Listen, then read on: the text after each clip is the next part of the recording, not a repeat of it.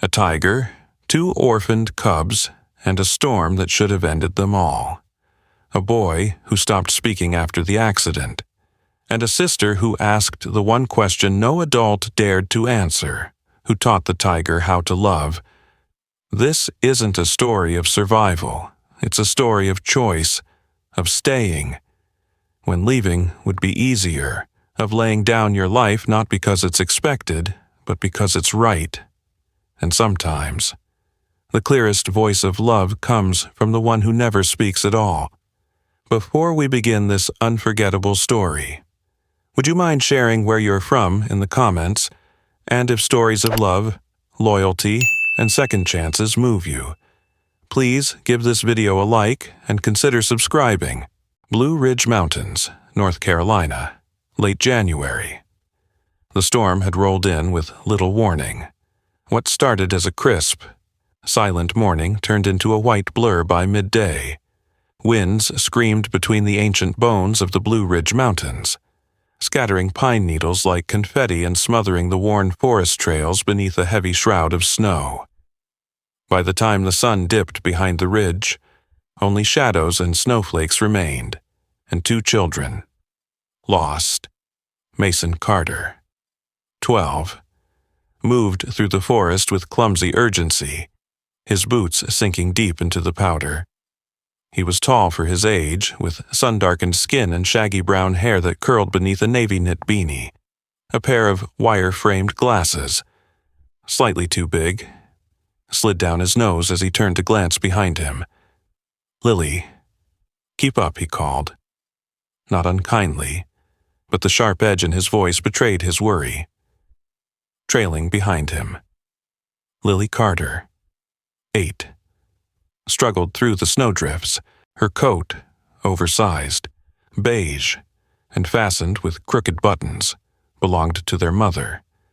It swallowed her small frame. Red mittens dangled from her wrists on elastic strings, one stained where she'd wiped her nose. Her face, framed by messy strawberry blonde curls, was pale from the cold, and her breath came in short. Nervous puffs. "I'm tired," she said softly. Mason paused, frustration tugging at his features. But he remembered. He had to remember. He was the big brother now, since the accident last spring, since the flashing lights and the silence that came after. Mason had taken on more than his share of the world. Their parents had died in a car crash just outside Asheville. A truck jackknifed on black ice. Now, he and Lily lived with their Uncle Rob in a small wooden house nestled at the foot of the Blue Ridge, surrounded by forest and silence and memories. "We're almost there." Mason lied gently. "Just a bit farther. We have to find Max." Max was their Labrador. Old, golden, loyal. He'd wandered off that morning before the storm began, chasing some scent beyond the clearing. Mason had promised Lily they'd find him before dark. But now the trees looked the same in every direction. The snowfall had blurred the trail, and Mason's confidence had been slowly eroding, like the footprints behind them.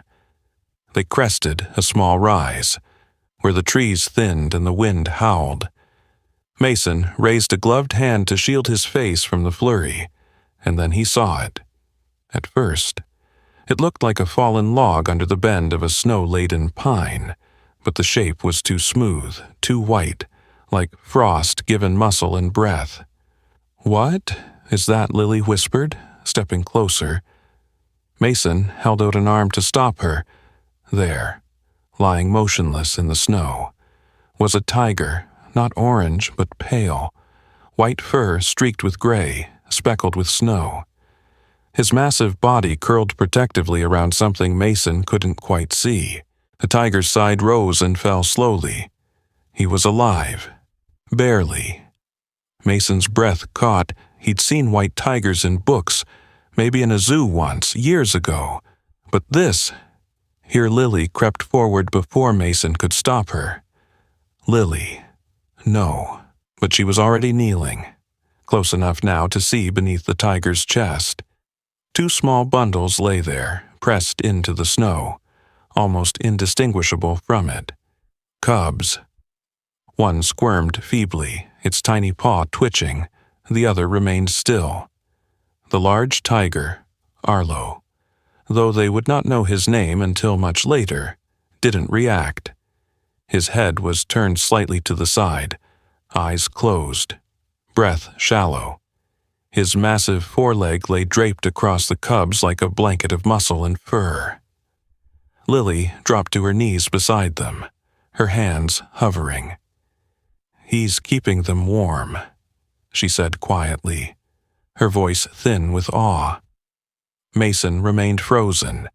Every instinct screamed to grab Lily, to run, but something stopped him. Maybe it was the way the tiger's body trembled, not with rage or tension, but with weakness, or the way the cubs were nestled so close, as if he were the last warmth left in a world gone cold. "Why would a tiger be here?" Mason finally said. Voice hushed. He scanned the clearing. No signs of cages, no tracks of men, just snow and silence. Maybe he escaped. Lily whispered, from somewhere bad. The wind howled again. And Mason realized his fingers were numb. They couldn't stay here, not in the open, not like this. But they couldn't leave, either. Not with the snow still falling, not with those tiny shapes trembling beneath the tiger's body. "I think he's dying," Mason said. He stepped closer now, the crunch of his boots soft and hesitant. And he's using everything he's got left to keep them alive. Lily looked up at her brother. Eyes wide, like Dad did, she said. Mason's heart stuttered. His chest ached the way it sometimes did when the memories came too fast. That night, the way their father had pulled them both from the wreckage with his last ounce of strength. He crouched beside her, eyes never leaving the tiger. Snow gathered on the big cat's ears, unmoving. His breathing was so faint it could have been a trick of the wind. Mason reached into his coat pocket, pulling out the emergency beacon Uncle Rob had given them last month, just in case. He turned it on. The red light blinked, slow and steady, casting a faint glow across the snow. Lily leaned into him, and he wrapped an arm around her shoulders. "We'll stay until they come," he said. And in the hush of the storm, the 3 humans and 3 tigers sat. A family forged not by blood, but by loss, by winter, and by one wild, silent act of protection. Dawn broke slow and colorless over the Blue Ridge, casting no warmth, only light. The storm had passed, leaving a white stillness draped over the forest like a veil. Branches bent low under ice. Trails disappeared beneath untouched snow. And in a small clearing marked only by footprints and deep impressions in the powder. The rescue team arrived. Dr. Emily Hart stepped out of the snowmobile, her boots crunching softly as she scanned the landscape. She was in her late 30s, average in height but with a lean, wiry frame built from years of field work.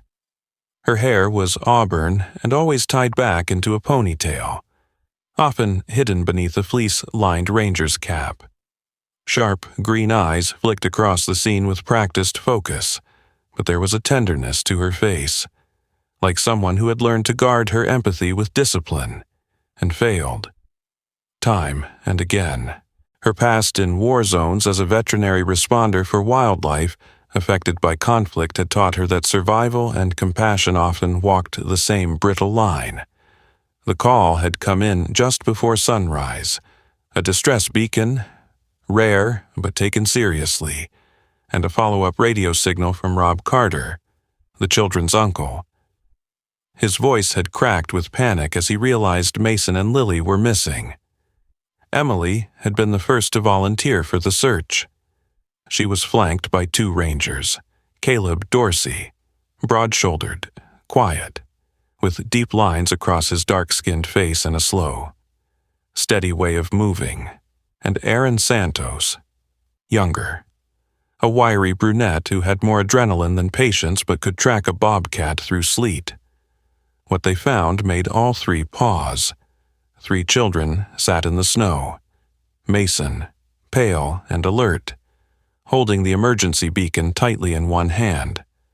Lily, curled into his side, her lips blue and her small body shivering violently, and in front of them, lying still beneath the pine, a tiger, a white tiger.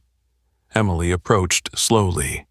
Ignoring the rush of questions in her mind, this was no ordinary scene. The tiger, massive, male, adult, was barely breathing, and beneath his belly, pressed into the soft hollow of snow, warmed by body heat, were 2 cubs. "Oh, God," Aaron whispered. "Is it dead?" "No," Emily said, already kneeling. "Not yet." She scanned the tiger's flanks. No wounds she could see, though frostbite might have set in. The cubs were barely moving, but they were alive. Their fur was matted, their small paws raw and curled. And there was something else. No tension, no instinctive aggression from the adult. His eyes fluttered open as she placed a hand on his side, and there was no fear, just exhaustion, just a surrender, quiet and complete. Mason looked up. His voice cracked and hollow from the cold. "He's been like that since last night. We didn't know what to do, but he never moved, just kept them warm." Emily met his eyes and nodded. "You did the right thing." They moved quickly. Caleb scooped Lily gently into his arms, swaddling her in a thick thermal blanket. Aaron opened the heated crate they'd brought for the animals. Emily worked with practiced calm, easing the tiger's paw aside and reaching for the cubs. One let out a thin whimper. The other didn't move at all. "We need to go," Emily said, urgency creeping into her voice. They loaded the tiger, the cubs, and the children into separate compartments of the snowmobile unit. As the machine roared to life and began its careful descent down the icy slope, Emily sat beside Lily, checking her vitals and wrapping heat packs around her neck and feet.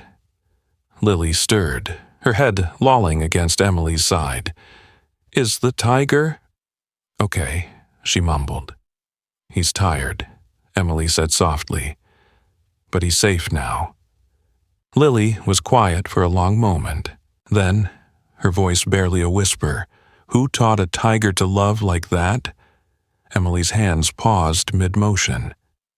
She looked down at the girl's flushed cheeks, her eyes glassy with fever, and something else, wonder, grief, a child's innocent ache for answers in a world full of broken logic. "I don't know," Emily said at last. "But I'm glad he did." Back at the Wildlife Center, a modest but sturdy facility nestled near a state park boundary, the team worked swiftly. The tiger, now sedated, was brought into the examination bay. The cubs were placed in an incubator chamber lined with soft cloth and warmed air. Lily was taken to the small medical room in the side wing, where Emily stayed with her as long as she could. Rob Carter arrived within an hour. He was in his early 40s, weathered and soft-spoken, with permanent sunburn on his neck and calloused hands from working land and machinery. His face broke when he saw the children, and though Mason stood tall beside his sister, Emily saw the way the boy leaned into his uncle's side, just for a second, before pulling back. "She's running a fever," Emily said gently, "exposure and stress. We're treating her now." Rob nodded, voice thick. "I never should have let them go out." "You trusted them to handle something they thought was right," Emily replied, "and they brought back a miracle." Later, after Lily had fallen into fevered sleep and Mason sat silently by her bed, Emily returned to the medical bay. The tiger had stabilized. IV fluids dripped steadily into his vein, and a scanner confirmed his heartbeat, slow but strong. There were no signs of violence, no tags, no signs of human ownership. A ghost in the snow, but with a story written in silence. The cubs responded better than expected. The larger one had begun to suckle weakly from a bottle. The smaller was slower to respond, curled into herself like a withering leaf. But there was hope. Emily stood between their chambers and looked through the glass wall at the adult tiger. He hadn't woken again, but his body had not given up either. She pressed a hand to the glass. "You held on long enough," she whispered. "Now, let's see what we can do for them." The snow outside the wildlife center had begun to melt, shrinking in slow sighs beneath the afternoon sun. Spring had not yet arrived, but the cold no longer ruled with iron teeth. Inside the facility, warmth hummed through the vents, bringing life back to what had nearly been lost. Arlo lay still on the reinforced recovery mat, surrounded by machines that hissed and blinked in quiet rhythm. His rib cage rose and fell with steady but shallow breath, though his body had not moved. His eyes had opened, pale amber, flecked with green, and they never drifted far from the glass wall that separated him from the cubs. Dr. Emily Hart stood silently in the observation room, arms crossed, watching the tiger's gaze. His pupils followed every movement in the incubator, especially when the cubs stirred. There was no aggression, no fear, only focus, as if, despite sedation and pain, Arlo was still guarding them with his eyes, if nothing else. The larger cub was doing better now, rolling from side to side, suckling from the bottle, eyes curious and blinking. The smaller one, still curled like a comma, had finally begun to twitch her paws in sleep. It was enough. Emily turned when she heard soft footsteps behind her. Mason Carter stepped into the room, awkward in oversized rubber boots and a faded green hoodie too big for his narrow shoulders. His cheeks were pink from scrubbing water buckets in the back enclosure. "He's watching them again," Mason said, his voice quieter than usual. "He hasn't stopped." Emily replied. Mason stepped closer to the glass. "I don't think he's their dad, but I don't think he cares."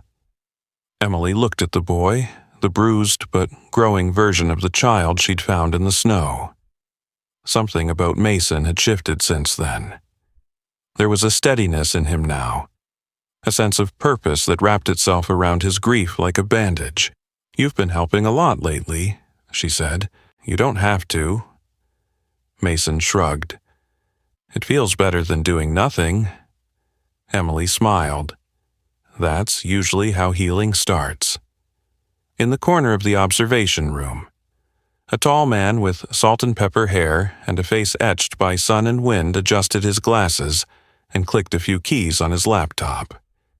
This was Dr. Jonah Breen, a retired zoologist and trafficking investigator, brought in by the center to assess Arlo's background.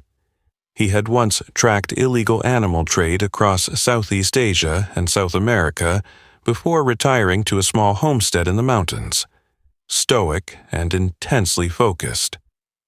Jonah rarely spoke unless he had something meaningful to say. "I ran the microchip scan again," he said without looking up. "Arlo isn't just any tiger." Emily turned toward him. Jonah rotated the screen toward her. A grainy photo filled the display. Arlo, 4 years younger, thinner, chained in the corner of a transport crate. The background was the cement and wire enclosure of a private exotic animal holding in Alabama. He was trafficked illegally, likely torn from his mother as a cub. He was recovered during a bust 6 years ago, but the facility he was in lost power during a flood. 3 animals escaped. He was one of them. Mason stared at the photo. "That's him." Jonah nodded, same stripe pattern on the right flank, distinct scar over the left shoulder blade, Tigers are like snowflakes, no two the same. Emily stepped back, breath catching in her throat. He survived out there, alone, for years. Not just survived. Jonah said he learned to protect. That's not instinct, not for a male. But what about the cubs, Mason asked. Are they his? Jonah looked at him, eyes softening. There's no way to know without testing. But male tigers don't raise cubs, not biologically, if they do anything. It's not gentle, but Arlo. He chose to shield them. He placed his body between them and death. Emily nodded slowly, so he wasn't born a protector. He became one. Mason pressed a palm against the glass, watching the smaller cub nuzzle a towel. Then maybe that's the point. Later that evening, the hallway lights dimmed, casting the center in amber shadows. Mason stayed behind after feeding the raccoons in the rehab pen. He swept, filled water bowls, and reset the heating pads in the nursery. Aaron Santos, the ranger who helped with the original rescue, passed by with a clipboard in hand. She glanced down at the boy. "You're becoming a regular around here," she said, her voice light. Mason grinned, sheepishly. "I like it." Aaron smiled, tapping the clipboard. "You're more helpful than some interns we've had," as she walked off. Mason turned back toward the nursery, just in time to see the smaller cub, the one who'd barely moved before, rise shakily on 4 paws. She wobbled once, then made her way toward the front of the incubator. Arlo's gaze tracked her the entire time. Mason whispered, mostly to himself, "She knows." Emily found him there an hour later, sitting cross-legged on the floor, a clipboard of notes beside him. He'd started documenting feeding times for the cubs, water levels, and behavior. "You're not just helping anymore," she said. "You're becoming one of us." Mason looked up, eyes tired but shining. "Is that okay?" Emily knelt beside him, placing a gentle hand on his shoulder. "It's more than okay." The sun rose pale and hesitant behind a veil of mist, inside the Wildlife Center. The stillness of the early morning was broken only by the faint hum of heating units and the rustle of animals shifting in their pens. In the quiet hallway just outside the observation room, Dr. Emily Hart stood with a clipboard pressed loosely to her chest, staring through the wide glass window where Arlo lay, awake. He had stirred just before dawn. Not violently, not with fear. There had been no growl, no snap of muscle or fang. Instead, Arlo had lifted his massive head slowly, as if waking from the bottom of a deep, dark river. His pale eyes had opened, bleary at first, then alert, then searching. The moment his gaze found the incubator chamber across the room, the small plexiglass unit that held the 2 cubs, he made a sound no one had expected. It wasn't a roar. It wasn't even a growl. It was low, soft, and broken. A rumbling breath that seemed to come from somewhere ancient, almost mournful. A call. A father's call, though nature would argue against it. Emily had never heard anything like it. The cubs responded immediately. The larger one, now known as Scout, named by Mason, sat up, nose twitching, eyes wide. The smaller one, Willow, still less steady, lifted her head and whimpered. The bond between them was no longer up for debate. It pulsed through the room like something holy. Emily turned away from the window, her heart a battlefield. Moments later, she gathered the core team in the staff conference alcove, a makeshift round table of urgency. Caleb Dorsey stood leaning against the doorframe, arms crossed, jaw tight. Aaron Santos paced slowly, boots creaking on the tile. Jonah Breen, silent as ever, reviewed camera footage on his tablet. Emily laid it out plainly. Arlo's aware, his sedation is wearing off, And we can't keep him locked away from the cubs any longer. He's not eating, not responding to stimuli unless they're in the room." "Protocol says no," Caleb replied, voice heavy. Emily nodded. "I know. But this isn't protocol. This is something else." "What if he turns aggressive?" Aaron asked. "They're still fragile." Jonah finally looked up. He had every chance to harm them in the wild. He didn't. He used his strength to shield, not to strike. That's behavior I've never logged in a male tiger. Emily took a breath. "We build a supervised enclosure, outside, natural elements, climbing logs, cameras, distance for safety, but we give them a chance. Together, we let them choose." It took 2 hours to prep the transitional enclosure behind the center. The area had been used previously for injured wolves and once for a lynx undergoing rehabilitation. Now it would hold something far rarer, a family stitched together by instinct and grief. The decision, once made, spread through the center like wildfire.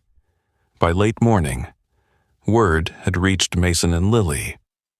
Mason was in the small break room, helping Rob, their uncle, refill medical supply kits. Rob Carter had taken unpaid leave from his welding job to stay close to his niece and nephew, often sitting silently with Lily in the recovery wing or assisting in odd jobs around the center.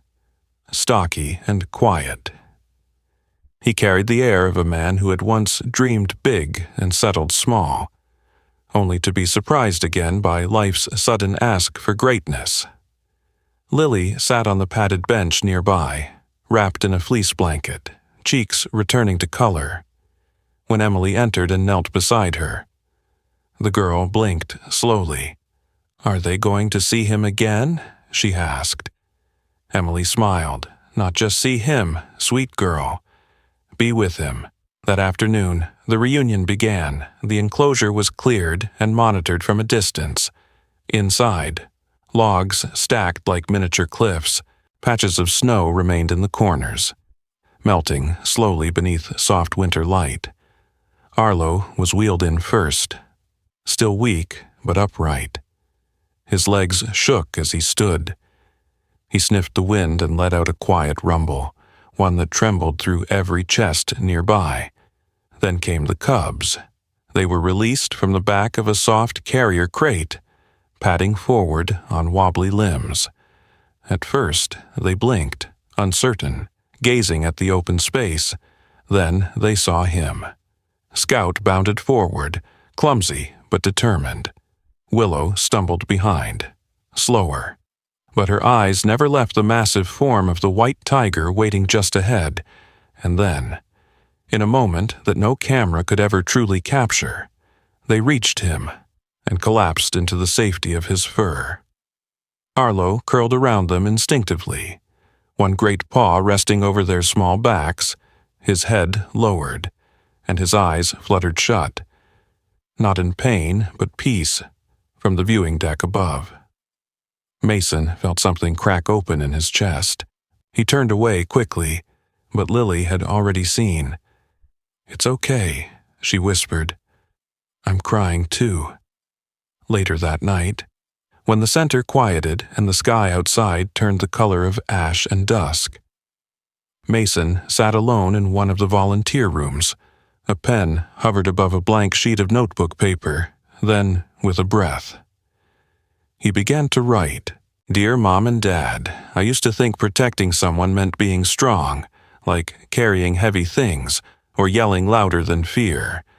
But today I saw something else. I saw a tiger protect 2 tiny cubs by doing nothing, just by staying, just by choosing not to leave, even when it hurt. And I think maybe you did the same. In your own way, I miss you. But I'm learning. Love. Mason." The mornings had grown warmer. The frost no longer clung to the grass like stubborn ghosts. Snow melted in silver ribbons along the eaves of the wildlife center, dripping steadily into muddy puddles. Spring had not yet bloomed, but it pressed gently on the land. asking permission to return. Inside the outdoor enclosure, Arlo lay in the same spot beneath the old pine, his white fur dappled with melting snow and yellow light. His breaths had grown slower over the past 3 days, more labored, sometimes pausing too long between one and the next, but his eyes remained open. He watched Scout and Willow wrestle in the mud, chase each other around the log pile, tumble, growl, and then race back to collapse against his side, their bodies warm and full of life. It was all he had wanted. Dr. Emily Hart stood behind the glass observation wall, her arms folded across her chest, a heavy stillness pressing on her. She had monitored Arlo's vitals every morning, noting the changes: kidney strain, irregular pulse, declining appetite. The tiger's time was running out, and everyone knew it. But still, he stayed still. He held on, as if determined to watch his cubs grow just a little more.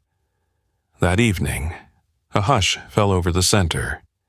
Even the birds outside seemed quieter, their songs softened by a sense that something sacred was near its end. Mason and Lily arrived just before sunset, their boots caked with mud from the trail. Rob Carter walked behind them, his large frame casting a long shadow on the gravel path. Mason wore the same jacket he had the day they found Arlo, now a little more worn at the sleeves. He clutched a weathered notebook in one hand, inside the enclosure. Arlo raised his head when he heard their footsteps.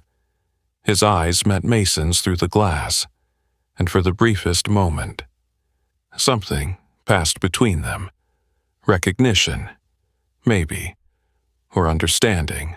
Scout ran to the gate, yipping softly, tail twitching with excitement. Willow followed, slower, but her gait was steadier now, her paws stronger. Emily opened the door to the pen with practiced care. They were past the point of danger. This was goodbye, and they all felt it. Mason and Lily stepped inside.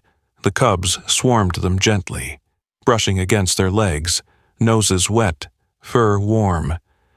Mason crouched to scratch behind Scout's ears, smiling through misted eyes. Lily pressed her forehead to Willow's and whispered something only the tiger could hear.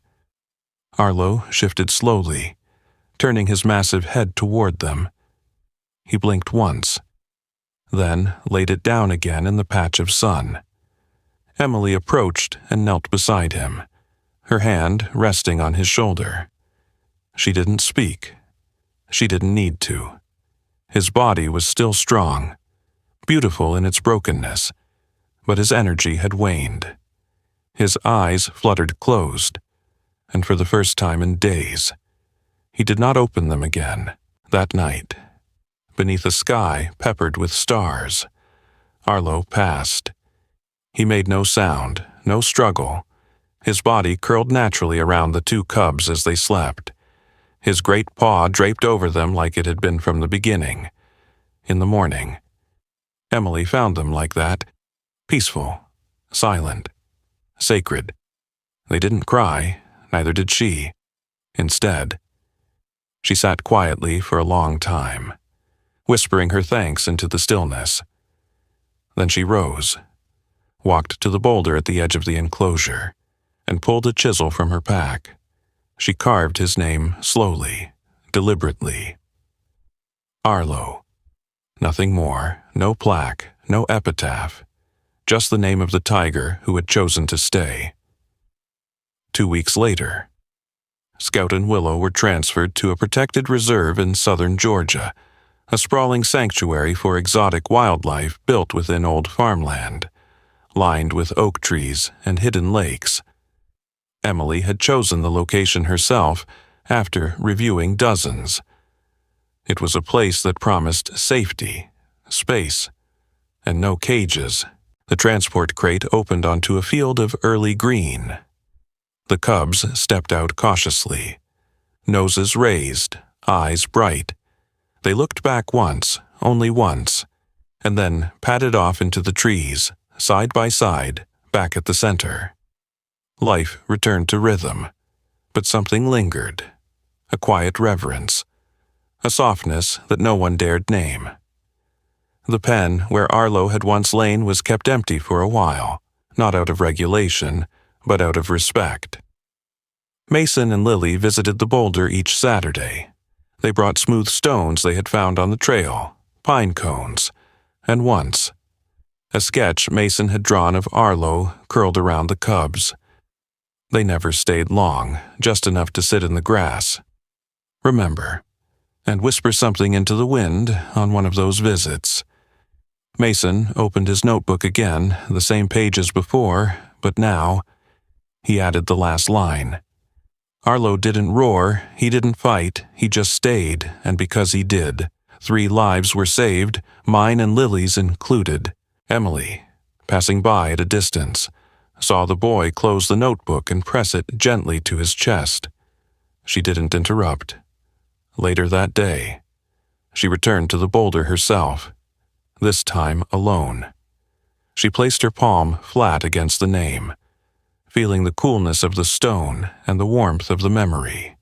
She had seen many animals pass through her care, injured, frightened, wild and beautiful.